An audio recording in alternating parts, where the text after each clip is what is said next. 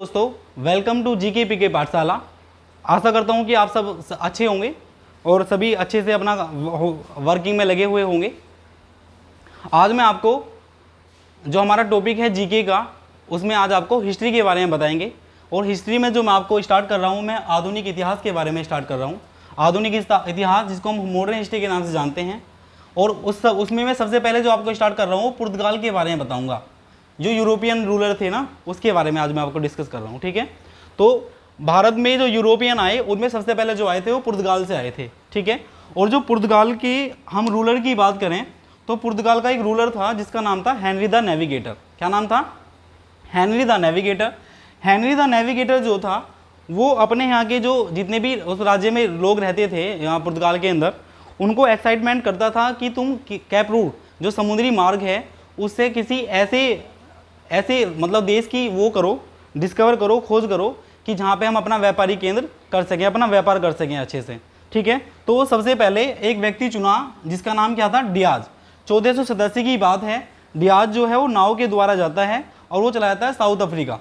South Africa का जो point है साउथ, जो उसका साउथर्न पॉइंट है, वहाँ पे चला जाता है और वो साउथ अफ्रीका की खोज कर देता है। ठीक है, लेकिन हमारे जो क्वेश्चन बनते हैं वो डियाज से ना बन के वो स्टार्ट होते हैं हमारे किससे? क्योंकि हमें अपना इंडिया, हमें जो अपना इंडिया है वो हमें किससे जोड़ना है? पुर्तगाल से जोड़ना है।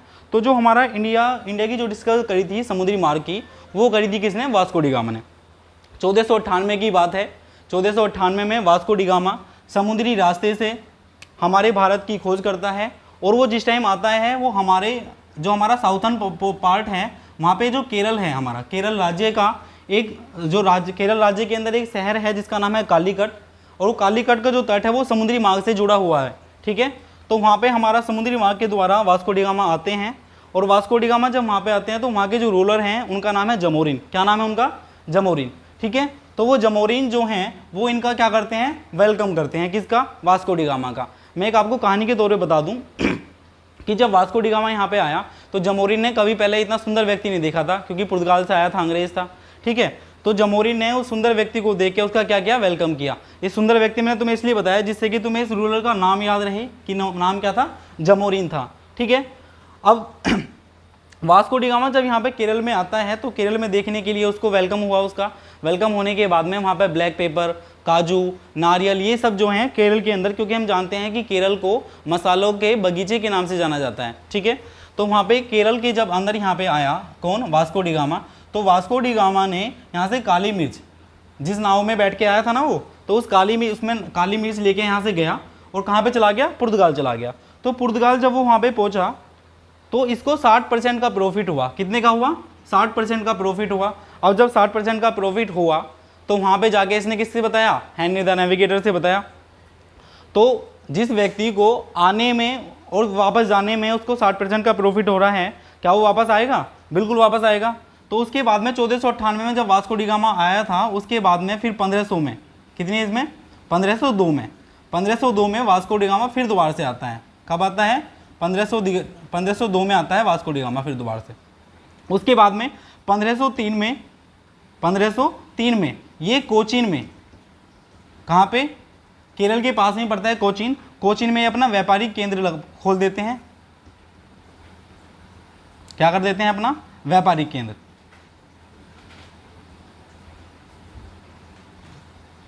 व्यापारिक केंद्र बना देते हैं। कहाँ पे? कोचीन के अंदर।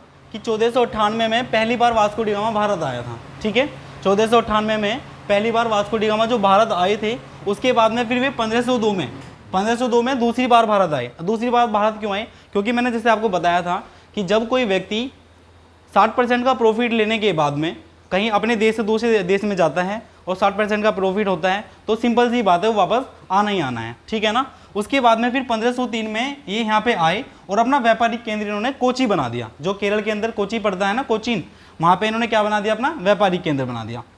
ठीक है, अब यहाँ पे क्या हुआ? जो हमारा ये रीजन था हमारा कहाँ का? जो केरल वाला रीजन था, यहाँ से लेके यहाँ तक का। ठीक है, ये हमारा यहाँ पे गोवा हो गया और यहाँ पे केरल है। ठीक है, तो यहाँ से यहाँ तक के बीच में जो रूलर चल रहा है, यहाँ पे जो शासन चल रहा है वो अरबों का शासन है। यहाँ पे किसका शासन है? अरबों का शासन है। अब इन्होंने क्या किया? जो यहाँ पे पुर्तगाली जो आए थे, इन्होंने कोचीन, जो केरल के अंदर जो कोचीन शहर पड़ता है, यहाँ पे इन्होंने क्या कर दिया था? अपना, मैंने आपको बताया कि व्यापारिक केंद्र बना दिया था। कब? 1503 में। उसके बाद में क्या हुआ, 1505 में जो फ्रांसिस्को डी अल्मेडा हैं वो प्रथम पुर्तगाली गवर्नर हैं। कौन है? फर्स्ट जो पुर्तगाली गवर्नर हैं वो कौन है? Francisco de Almeida. ठीक है, इन्होंने यहाँ पे क्या है, जब ये यहाँ पे आए तो इन्होंने देखा यहाँ पे किसका शासन है? अरबों का शासन है। तो इन्होंने क्या किया, एक नीति अपनाई जिसका नाम था नीले पानी की नीति। इन्होंने नीले पानी की नीति को अपनाने का एक रीज़न दिया कि ये चाहते थे कि जो इनकी नेवी है ये उसको स्ट्रॉन्ग करना चाहते थे। क्यों? क्योंकि जिससे यहाँ पे जो अरबों का शासन है इसको ये यहाँ से ख़त्म कर सकें, इसको रोक सकें। ठीक है, इस प्रकार से हम आगे चलते हैं फिर नेक्स्ट स्लाइड के अंदर। देखिए इसके बाद में क्या हुआ, अल्फांसो डी अल्बुकर्क आए किसके बाद में? फ्रांसिस्को डी अल्मेडा के बाद में। फ्रांसिस्को डी अल्मेडा के बाद में अल्फांसो डी अल्बुकर्क 1509 में कहाँ पे आए? भारत आए। और यहाँ पे 1509 में जब ये भारत आए तो इनको भारत का गवर्नर बना दिया गया। क्या बना दिया गया? भारत का गवर्नर बना दिया गया। अब यहाँ पे क्या हुआ, जो हमारा भारत का जो साउथर्न एरिया था जिसमें कि क्या है हमारा गोवा, यहाँ पे शासन किसका था? अरबों का शासन था। और अरबों का शासन में जो वहाँ का शासक था उनका अरबों का, उसका नाम था यूसुफ आदिल शाह। क्या नाम था? यूसुफ आदिल शाह। अब यूसुफ आदिल शाह के ऊपर हमारे जो अल्फांसो डी अल्बुकर्क जो थे, अल्फांसो डी अल्बुकर्क ने 1510 में आक्रमण किया। किसके ऊपर? यूसुफ आदिल शाह के ऊपर। और जिसमें जो यूसुफ आदिल शाह थे इनकी क्या हुई? हार हुई और अल्बुकर्क की क्या होगी? जीत हो गई थी। इस प्रकार से जो हमारे पुर्तगाली साम्राज्य का जो वास्तविक संस्थापक बने हैं वो अल्फांसो डी अल्बुकर्क बने हैं। ध्यान रखिए, ये हमारा जो क्वेश्चन है काफ़ी बार पूछा भी गया है कि जो पुर्तगाली साम्राज्य का जो वास्तविक संस्थापक था उसका नाम क्या था? Alfonso de Albuquerque. इस प्रकार से जो गोवा वाला रीजन था वो किसके हाथ में आ गया था? वो पुर्तगालियों के हाथ में आ गया था। ठीक है, 1530 में क्या हुआ, जो हमारा नेक्स्ट पॉइंट है, 1530 में नीनो डी कुन्हा ने गोवा को अपनी राजधानी बना लिया। जो गोवा थी ना उसको अपनी राजधानी किसने बना लिया? नीनो डी कुन्हा ने बना लिया। अब धीरे धीरे इन्होंने जो अपना विस्तार बनाते गए तो इन्होंने हुगली, द्वीप, मुंबई पर पुर्तगालियों ने क्या कर लिया? अपना पूर्ण तरीके से अधिकार कर लिया था। नेक्स्ट देखते हैं। देखिए बात करते हैं हम 1661 की। अब इसमें हम क्या करते हैं? शादी कराते हैं। किसकी शादी कराते हैं? पुर्तगाल की राजकुमारी कैथरीन ऑफ ब्रिगेंजा घूमने आई हुई है कहाँ पे? गोवा। क्योंकि गोवा में अधिकार कर लिया इन्होंने, गोवा को, बम्बई को और किसको? दीव को और हुगली को, इन सब पे अधिकार किसका है? पुर्तगालियों का अधिकार है। ठीक है, तो पुर्तगाल की जो राजकुमारी हैं कैथरीन ऑफ ब्रिगेंजा ये कहाँ पे आती हैं? घूमने के लिए आती हैं गोवा में। ठीक है, और इसी टाइम पे घूमने के लिए ब्रिटेन के राजकुमार प्रिंस चार्ल्स सेकंड गोवा में घूमने के लिए आए हैं। अब इधर तो ब्रिटेन के राजकुमार जो हैं प्रिंस चार्ल्स सेकंड, इन्होंने देखा किसको? कैथरीन ऑफ ब्रिगेंजा को। और कैथरीन ऑफ ब्रिगेंजा ने किसको देखा? प्रिंस चार्ल्स सेकंड को। अब प्रिंस चार्ल्स सेकंड ने जैसे कैथरीन ऑफ ब्रिगेंजा को देखा तो इनके दिल की घंटी बजी। इधर से जब कैथरीन ऑफ ब्रिगेंजा ने देखा प्रिंस चार्ल्स सेकंड को तो इनके दिल की घंटी बजी। अब जब इन्होंने आपस में एक दूसरे को देखा तो उनकी क्या हुई? आपस में शादी हो गई। अब शादी में क्या हुआ? आपको पता है डोरी सिस्टम चला हुआ था पहले से, दहेज प्रथा चली हुई है। तो जो पुर्तगाली जो थे इन्होंने क्या काम किया? कैथरीन ऑफ ब्रिगेंजा को जो दहेज में, इन प्रिंस चार्ल्स सेकंड थे ब्रिटेन के राजकुमार जो थे, इनको बम्बई को दहेज में दे दिया। पूरी की पूरी जो बम्बई थी, क्योंकि बम्बई पर इनका अधिकार था, किनका? पुर्तगालियों का। बम्बई पर अधिकार था और हुगली पर अधिकार था और किस पर? द्वीप पर अधिकार था। ठीक है ना, तो इन्होंने क्या किया? बम्बई को दहेज में दे दिया ब्रिटेन के राजकुमार प्रिंस चार्ल्स सेकंड को। ठीक है, आगे चलते हैं हम। देखिए पुर्तगाल के बाद में जो पुर्तगाली आए थे उसके बाद में हमारे डच आए, फिर अंग्रेज आए, फिर फ्रांसीसी आए। तो हम डच के बारे में डिस्कस करते हैं। डच जो हैं वो हॉलैंड से आते हैं। कहाँ से आते हैं? हॉलैंड से। 1602 में जो डच कंपनी की शुरुआत करी थी, 1602 में किसने करी थी शुरुआत? डच ने अपनी कंपनी की शुरुआत करी थी। और डचों ने जो अपनी कंपनी को नाम दिया था उसका नाम था वेरिगिंदे ओस्ट इंडिगो कंपनी। वैसे तो क्या है जो कंपनी का नाम है ये एग्जाम में पूछा नहीं जाता, लेकिन आपकी नॉलेज के लिए आपको बता दिया गया है कि जो डचों ने जो कंपनी लगाई थी उसका नाम था वेरिगिंदे ओस्ट इंडिगो कंपनी। ठीक है, 21 साल के लिए इसको परमिशन मिली थी कि 21 साल तक आप इस कंपनी को चला सकते हैं। इसके बाद में इन्होंने 1605 ईस्वी में मसूलीपट्टनम जो तमिलनाडु वाला रीजन है उसमें अपना प्रथम व्यापारिक केंद्र खोला था। किसने? जो डच थे। इन्होंने डचों ने 1605 ईस्वी में मसूलीपट्टनम जो तमिलनाडु वाला रीजन है इसमें अपना प्रथम व्यापारिक केंद्र खोला। इसके बाद में क्या हुआ कि जो डच थे, क्योंकि इस टाइम पे जो 1759 की बात थी ना, उस टाइम पे जो डच थे और अंग्रेजों का जो कॉन्फिडेंस लेवल था बहुत ज़्यादा हाई था, तो 1759 ईस्वी में बैटल ऑफ वेदरा, जो वेदरा के युद्ध के नाम से जाना जाता है, ये हुआ, जिसमें ये डच और अंग्रेजों के बीच में हुआ था। तो इसमें डचों की हार होती है और अंग्रेजों की जीत होती है, क्योंकि उस टाइम पे जो अंग्रेज थे इनका दबदबा बहुत ज़्यादा था। कॉन्फिडेंस लेवल इनका जो था बहुत ज़्यादा हाई था, जिस वजह से ये डचों को हरा देते हैं। इस बाद में क्या हुआ कि इस युद्ध के बाद जो डच थे वो भारत छोड़कर चले गए थे। ठीक है, भारत से जाने वाले प्रथम यूरोपियन जो थे डच थे। ये क्वेश्चन आपके काफ़ी एग्जाम में काफ़ी बार पूछा गया है कि भारत से जाने वाले प्रथम यूरोपियन जो थे वो डची थे, और जो भारत में आने वाले प्रथम यूरोपियन थे वो कौन थे, वो पुर्तगाली थे। और जो प्रथम जो भारत की जो समुद्री मार्ग से जो भारत की खोज करी थी वो किसने करी थी, वास्को डी गामा ने करी थी। कब करी थी, 1498 में करी थी। मैं आपको एक बात और बता दूं, जैसे कि हम अमेरिका की बात करते हैं कि अमेरिका को किसने डिस्कवर किया था, तो अमेरिका को डिस्कवर किया था कोलंबस ने। किसने किया था, कोलंबस ने। कब, 1492 में कोलंबस ने डिस्कवर किया था। मैं आपको एक बात बता दूं, जिस टाइम पे डिस्कवर करने के लिए कही गई थी तो बात ये हुई थी कि आप, क्योंकि हमारे भारत देश को सोने की चिड़िया के नाम से जाना जाता है, तो उस टाइम पे रूलर ने कहा था कोलंबस से कि आपको डिस्कवर करनी है किसकी, भारत की डिस्कवर करनी है। लेकिन वो गलती से कहाँ पे चला गया, अमेरिका चला गया था। तो अमेरिका कहने को सुपर पावर देश है, लेकिन खोज कैसे हुई थी, गलती से। कैसे खोज हुई थी, गलती से खोज हुई थी। ठीक है, अब हम नेक्स्ट स्लाइड में चलते हैं अपनी। देखिए, अभी हम डिस्कस करा था पुर्तगालियों के बारे में, हमने डिस्कस कर लिया है, डचों के बारे में डिस्कस कर लिया है। इसके बाद में हमारे अंग्रेज आते हैं और इसके बाद में हम फ्रांसीसी आते हैं। ठीक है, तो हम डिस्कस करते हैं भारत में अंग्रेज के बारे में। ठीक है, तो भारत में जो अंग्रेज आए थे वो 31 दिसंबर 1600 ईस्वी की बात है, जब ब्रिटेन की रानी एलिजाबेथ, ब्रिटेन की रानी कौन थी उस टाइम पे, एलिजाबेथ थी। उस टाइम पे ब्रिटिश ईस्ट इंडिया कंपनी थी, जिसको 15 वर्ष के लिए परमिशन दी गई थी, और वो किसके द्वारा दी गई थी, ब्रिटेन की रानी एलिजाबेथ के द्वारा। ठीक है, उस टाइम की क्या हुआ, जब उस टाइम की बात है, ये 1600 की बात है, तो उस टाइम पे मुगल साम्राज्य का जो शासक था वो कौन थे, अकबर थे। और अकबर की जो है 1605 में क्या हो जाती है, डेथ हो जाती है, मृत्यु हो जाती है। तो उसके बाद में जो टाइम पीरियड चलता है वो जहांगीर का चलता है, और जहांगीर का जो टाइम पीरियड होता है वो 1605 से 1627 तक का है। ठीक है, तो अब हम आगे देखते हैं नेक्स्ट स्लाइड के अंदर।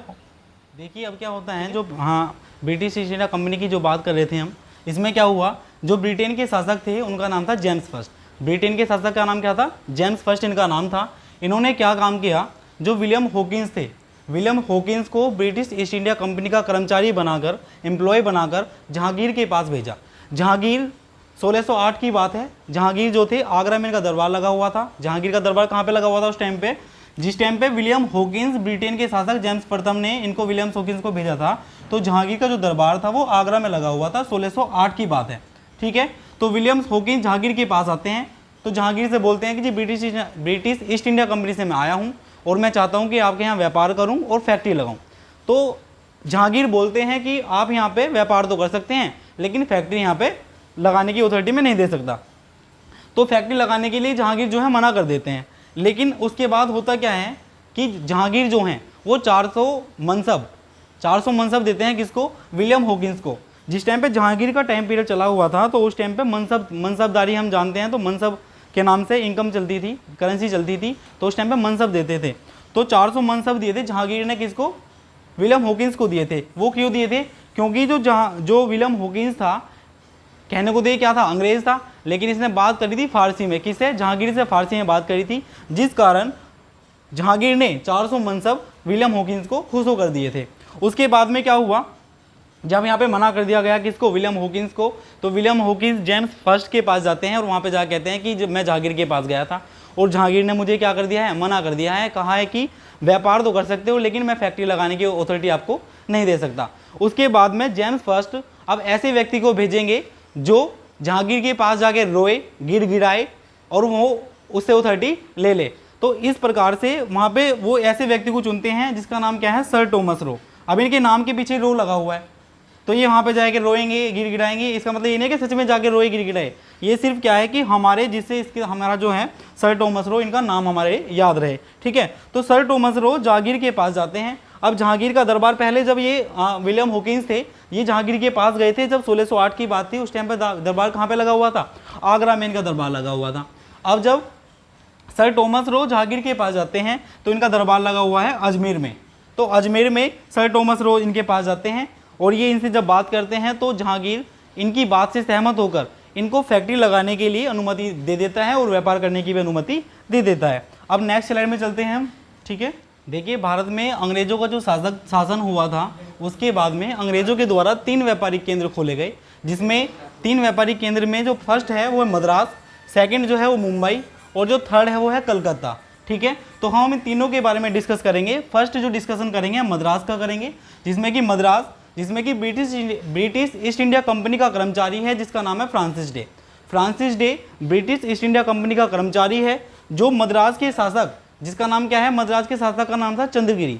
मद्रास के शासक का नाम क्या था, चंद्रगिरी। इनके पास जाता है और इनसे क्या करता है, ज़मीन खरीदता है। अब ज़मीन खरीदने के बाद में जो ज़मीन खरीदी उसमें क्या करता है, फैक्ट्री का निर्माण करता है। उस फैक्ट्री का निर्माण करने के बाद में वो मद्रास के अंदर ही सेंट जॉर्ज फोर्ट का निर्माण भी करता है और इस प्रकार से मद्रास शहर का क्या होता है, निर्माण होता है। उसके बाद में हम सेकंड बात करते हैं मुंबई की। अब मुंबई की हमने आपको पहले ही डिस्कशन कराया है कि मुंबई में क्या होता है, 1661 में जब कैथरीन ऑफ ब्रिगेंजा जो महारानी थी, कहाँ की, पुर्तगाल की राजकुमारी थी, और प्रिंस चार्ल्स सेकंड जो ब्रिटेन के राजकुमार थे, इन दोनों की शादी हुई थी। तो 1661 में जो पुर्तगाली थे, इन पुर्तगालियों ने प्रिंस चार्ल्स सेकंड को जो दहेज में मुंबई शहर को दे दिया था। तो उसके बाद में क्या हुआ, प्रिंस चार्ल्स सेकंड को मुंबई दहेज में मिला ही था। तो 1668 ईस्वी में इन्होंने, जो मैंने ये लिखा है ना BEIC, इसका मतलब है ब्रिटिश ईस्ट इंडिया कंपनी, तो 1668 ईस्वी में ब्रिटिश ईस्ट इंडिया कंपनी को सौंप दिया। 1661 में तो दहेज में मिल गया था किसको, ये मिल गया था किसको, प्रिंस चार्ल्स सेकंड को। इसके बाद में इन्होंने 1668 ईस्वी में ब्रिटिश ईस्ट इंडिया कंपनी को इन्होंने इसको सौंप दिया। ठीक है, अब हम नेक्स्ट स्लाइड में चलते हैं। देखिए, अंग्रेजों के द्वारा जो 3 व्यापारिक केंद्र थे, इसमें हमने डिस्कस कर लिया है मद्रास का, मुंबई का, कलकत्ता का। अब हम कलकत्ता का डिस्कशन करेंगे। तो देखिए, कलकत्ता का जो डिस्कशन है, इसमें ब्रिटिश ईस्ट इंडिया कंपनी का जो कर्मचारी है वो आता है जॉब चार्लॉक। ठीक है, हमने जब मद्रास की बात करी थी तो मद्रास में जो ब्रिटिश ईस्ट इंडिया कंपनी का जो कर्मचारी आया था उसका नाम था फ्रांसिस डे। क्या नाम था, फ्रांसिस डे। और जो वहाँ के स्थानीय जमींदार का नाम था चंद्रगिरी था।